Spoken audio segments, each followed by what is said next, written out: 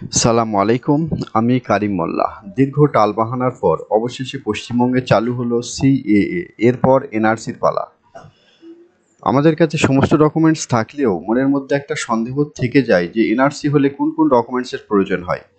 এমনই একটা তথ্য নিয়ে চলে এসেছি আপনাদের সামনে। আমরা আজকে আলোচনা করব আসামের এনআরসির লিস্ট নিয়ে। যেহেতু আসাম পশ্চিমবঙ্গের একটি রাজ্য, ভারতের একটি রাজ্য, সেক্ষেত্রে একই ডকুমেন্টসের প্রয়োজন হবে পশ্চিমবঙ্গে এনআরসি হলে। হয়তো এক একটা নিয়ম বাড়তে পারে, বাদ বাকি ডকুমেন্টসগুলো সেমই থাকবে। এখানে দেখুন তালিকা লেখা আছে, প্রথম থেকেই শুরু করা যাক। Government of Assam, office of the state coordinator of national registration NRC Assam. সবই ঠিক থাকবে, শুধু আসাম কেটে ওয়েস্ট বেঙ্গল হয়ে যাবে, বাকি লাইনটা একই থাকবে। তালিকা গ্রহণযোগ্য নথিগুলি কি কি? গ্রহণযোগ্য নথির তালিকা কি?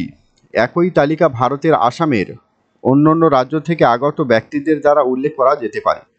আপডেট হওয়া এনআরসিতে যে কোনো ব্যক্তির নাম অন্তর্ভুক্ত করার জন্য দুটি প্রয়োজনীয়তা থাকবে। প্রথম প্রয়োজনীয়তা হলো 24শে মার্চ 1971-এর মধ্যরাতের আগে জারি করা তালিকা এর নিম্নলিখিত নথিগুলির মধ্যে যে কোনো একটি সংগ্রহ করা, যেখানে 24শে মার্চ 1971 সালের মধ্যরাত পর্যন্ত আসামে বসবাসের প্রমাণ নেই। অর্থাৎ 1971 সালের 24শে মার্চের আগের যে কোনো, এখানে 14টা ডকুমেন্টস আছে, তার মধ্যে একটা থাকতে হবে। প্রথম হচ্ছে 1971 এনআরসি। দ্বিতীয়, ভোটার তালিকাগুলি 24শে মার্চ 1971 পর্যন্ত মধ্যরাত 1971 সালের আগের ভোটার লিস্ট। জমি ও প্রজাতন্ত্র রেকর্ড, জমি রেকর্ড, নাগরিকত্ব সার্টিফিকেট। 5 স্থানীয় আবাসিক সংশয়পত্র। 6 উদ্বাস্তু নিবন্ধন সংশয়পত্র।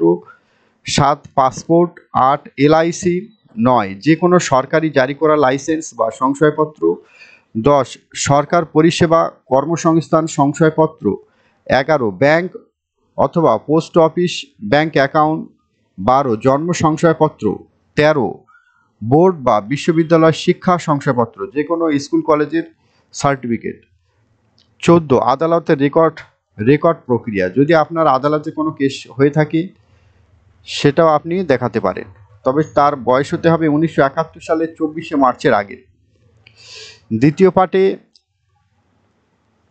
আরও দুটি অন্যান্য নথি, যেমন বিবাহের পরে অভিবাসনকারী বিবাহিত মহিলাদের ক্ষেত্রে circle officer GP secretary certificate 1971 সালের মধ্যরাত হতে পারে। এবং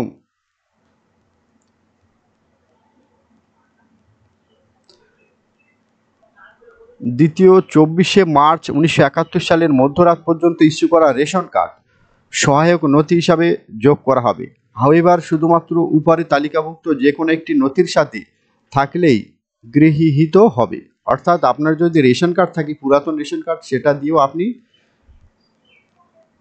ফর্ম ফিল আপ করতে পারেন। দ্বিতীয়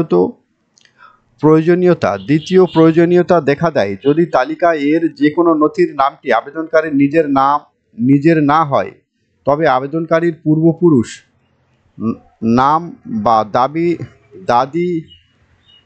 বা দাদা বা দাদির, এবং আরও এই ধরনের ক্ষেত্রে আবেদনকারীকে এই ধরনের পূর্বপুরুষের সাথে সম্পর্ক স্থাপন করতে হবে, যেমন পিতা বা মাতা, পিতামহ, দাদা, পিতামহ বা প্রপিতামহ ইত্যাদি। ডকুমেন্টগুলি আইন গ্রহণযোগ্য দলিল হতে পারে যা স্পষ্টভাবে এই ধরনের সম্পর্ক প্রমাণ করে।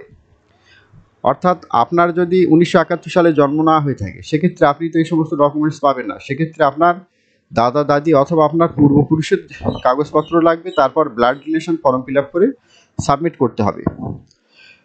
জন্ম সংশয়পত্র, প্রথম হচ্ছে জন্ম সংশয়পত্র।